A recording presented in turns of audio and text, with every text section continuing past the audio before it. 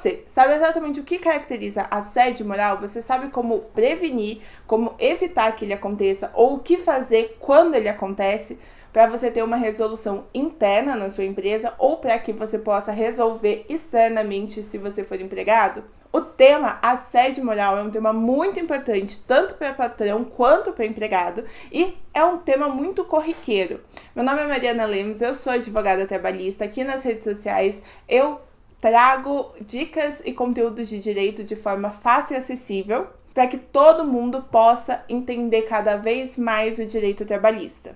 Sobre assédio moral, esse é um dos temas que eu mais recebo pergunta, tanto na minha vida profissional aqui no mundo real, quanto na minha vida profissional aqui no mundo virtual. Nos dois casos, muitas das pessoas querem entender ou como evitar o assédio moral dentro da empresa, ou o que fazer caso elas estejam sofrendo assédio moral.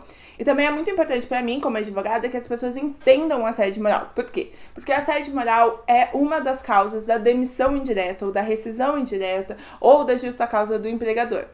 Ou seja, quando alguém está sendo vítima de assédio moral, muitas vezes ela vem até mim, advogada, posteriormente, depois que ela já se demitiu, que aquilo já forçou uma barra tão grande, ela já se demitiu, e às vezes ela não tá mais sofrendo aquele assédio moral, que bom que ela não tá mais sofrendo, mas também significa que ela não está trabalhando naquela empresa, talvez não tenha juntado todas as provas necessárias para a gente conseguir comprovar na justiça o assédio moral. Por isso a gente vai falar aqui também sobre as provas, o que é necessário o empregado entender para fazer provas, para levar para um advogado, para ter aquilo mais bem formatado para a gente poder pedir na justiça, e também seria o ideal que a pessoa viesse antes de pedir demissão. Então vamos entender primeiro o que caracteriza o tal do assédio moral. Assédio moral é quando o empregado sofre situações de constrangimento, de humilhação dentro da relação de trabalho, dentro da jornada de trabalho, dentro do ambiente de trabalho. Aquilo acontece entre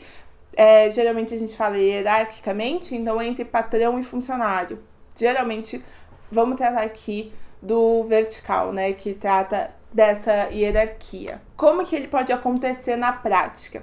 O que a gente geralmente vê é situações em que o chefe humilha o funcionário, em situações em que o chefe chama ele de inútil, em situações que ele chama de você não consegue fazer isso, você não consegue fazer aquilo, às vezes até xingamentos muito mais pesados que esse. A gente tem alguns casos, assim, recentemente teve um caso que teve uma condenação de assédio moral quando o empregador vinculava parte do trabalho da funcionária ao seu peso. Então ela tinha que fazer uma pesagem mensal para que ela recebesse uma bonificação, porque o intuito dele era que essa empregada ela perdesse peso. Acho que era uma vendedora de loja.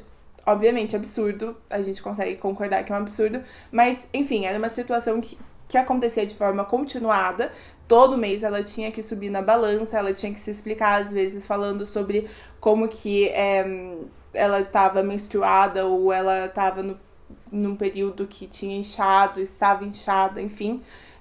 Obviamente, uma situação muito humilhante e que expunha aquela trabalhadora, e por isso a empresa foi condenada ao pagamento do assédio moral, de indenização por causa de assédio moral.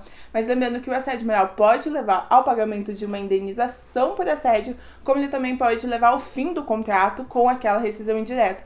Voltando a esse assunto rapidinho, só para lembrar que a rescisão indireta custa muito caro para o empregador. Por quê? Porque o empregador vai ter que pagar todas as verbas como se ele tivesse demitido sem justa causa aquele empregado. Entre elas, o 40% do FGTS, saldo de salários, férias proporcionais, férias vencidas, 13º proporcional, enfim.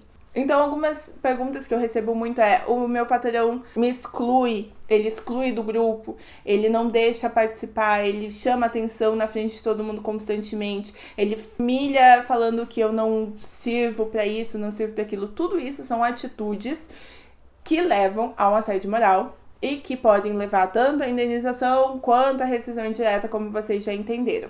E o que a gente tem que tirar disso? Duas coisas. Do lado de vista do empregador, ele tem que aprender a abrir espaços dentro da empresa para que, se algum funcionário esteja sofrendo uma situação como essa, esse funcionário possa levantar a mão e falar: estou sofrendo assédio, e isso seja resolvido dentro da empresa, talvez com o afastamento de um gerente, ou talvez com mudanças simples da relação. Não precisa ser custoso para a empresa se ela faz essa parte preventiva e já abre esse canal de comunicação interno. Do outro lado, a gente tem que tomar cuidado com o empregado para que ele saiba coletar provas caso ele esteja sofrendo assédio.